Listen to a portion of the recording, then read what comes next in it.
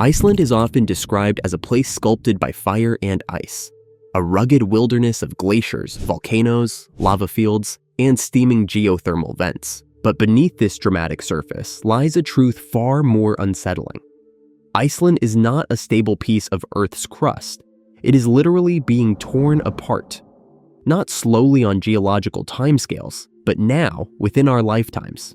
Every crack that opens in its lava fields, every swarm of earthquakes beneath its towns, every sudden eruption bursting from the ground is part of a much larger and far more unsettling truth. Iceland is the only place on Earth where an entire continent is splitting open in plain sight. What if the land beneath you wasn't stable at all, but constantly drifting, tearing, and reshaping under forces far older than humanity? Running directly beneath Iceland is the Mid-Atlantic Ridge, a colossal tectonic boundary powerful enough to break continents. But here, unlike anywhere else on the planet, that ridge rises above sea level, and it's fused with a deep mantle hotspot that supercharges volcanic activity in ways scientists are still racing to understand. This is not a frozen landscape. It is a battlefield of fire and rock, a world being rebuilt and destroyed at the same time. Today, let's delve into Iceland's massive crack and why it's expanding faster than ever before. Don't forget to click on that subscribe button and like this video, as it's the best way to support this channel. The Mid-Atlantic Ridge is the world's longest mountain range, stretching more than 16,000 kilometers from the North Pole to the South Pole. But unlike the Himalayas or the Andes, this range was created not by plates colliding, but by plates pulling apart. Along its entire length, molten rock wells up from the mantle to fill the widening gap between the North American plate and Eurasian plate. As the magma cools, it becomes new crust, slowly pushing the continents farther apart and widening the Atlantic Ocean by a few centimeters each year. Normally, all of this happens deep beneath the ocean, invisible to humans. Volcanic eruptions occur quietly on the seafloor, and earthquakes rumble unnoticed. Iceland is the dramatic exception. It is the only place where the Mid-Atlantic Ridge rises above sea level, allowing people to stand directly on a plate boundary and witness continental drift. Yet the ridge alone cannot account for Iceland's existence. Elsewhere along the Atlantic, the same ridge produces only small seafloor volcanoes, not towering mountains or an entire island. The true engine behind Iceland's existence is the Iceland hotspot, a powerful deep mantle plume that brings unusually hot material up toward the crust. When this plume meets the spreading ridge, the excess heat produces extraordinary volumes of magma, thickening and lifting the crust until it emerges from the ocean. Over millions of years, repeated eruptions built Iceland layer by layer.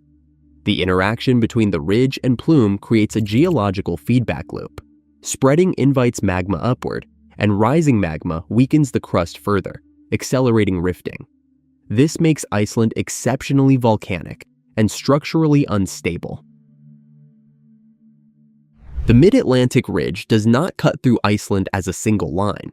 Instead, it spreads across the island as a network of rift zones, volcanic swarms, and transform faults that shift over time. These structures share the strain of plate separation and create the interconnected volcanic systems that define Iceland's geology. In the southwest, the plate boundary enters Iceland through the Reykjanes Peninsula, a region lined with fissures, crater rows, and geothermal fields. Here, the crust is thin, heavily fractured, and prone to sudden intrusions of magma. From there, the rift continues into the western and eastern volcanic zones, which host some of Iceland's most active and powerful volcanoes. In the north, the spreading is transferred through the Tjornes fracture zone, an area dominated by strike-slip motion capable of generating strong earthquakes, before rejoining the ridge at offshore volcanic systems. These zones may stay quiet for long periods, but the crust is always accumulating stress. When that stress exceeds its limits, or when new magma rises, the crust fails suddenly. This occurs through dike intrusions, vertical sheets of magma that push sideways through the crust, forcing it apart. As a dike advances, it produces migrating earthquake swarms, sometimes moving beneath towns in hours. If the magma reaches the surface, a fissure eruption begins. Unlike the towering conical volcanoes seen in subduction zones, Icelandic eruptions often open along cracks in the ground, releasing fountains of hot basaltic lava that can flow for weeks and burying farmland, reshaping rivers, and extending coastlines. Central volcanoes, such as Hekla, Katla, and Bárðarbunga, sit atop these fissure systems, acting as long-lived magma reservoirs. They feed both explosive eruptions and massive lava floods. Katla's subglacial setting can trigger violent water magma explosions, while Bárðarbunga produced one of Iceland's largest modern lava flows in 2014 to 2015. Nowhere is the reality of this rifting more visible than at Þingvellir, where the land has opened into deep cracks and sunken valleys. It's a place where tourists walk between continents, unaware that this peaceful scenery is the result of violent, uneven tearing that continues to reshape the land today. Iceland's past shows how dangerous its rifting systems can be. The Laki eruption remains one of the most catastrophic. Over 8 months, a 27-kilometer fissure released 15 cubic kilometers of lava and huge amounts of sulfur dioxide, poisoning farmland, killing livestock, and causing a famine that wiped out a quarter of Iceland's population. Its haze spread across Europe, dimming sunlight and disrupting agriculture from Britain to Italy. Centuries earlier, the Eldgjá eruption, likely the largest lava flood in recorded history, produced similar atmospheric effects, altering climate across the northern hemisphere. In the 20th century, the Krapla fires demonstrated how rifting unfolds in cycles. Instead of a single eruption, Krapla experienced repeated dike intrusions, deformation, and intermittent lava flows over nearly a decade, a slow, stepwise tearing of the crust. More recently, the Holuhraun eruption produced Iceland's largest lava field in 2 centuries and released vast sulfur dioxide emissions. And in 2010, Eyjafjallajökull's ash cloud shut down European air travel for days, showing how quickly Iceland's unrest can disrupt global systems. Together, these events reveal that Iceland's volcanoes can trigger both prolonged environmental crises and sudden worldwide disruptions. Since 2021, Iceland has entered a new phase of tectonic unrest strikingly similar to the Krapla fires.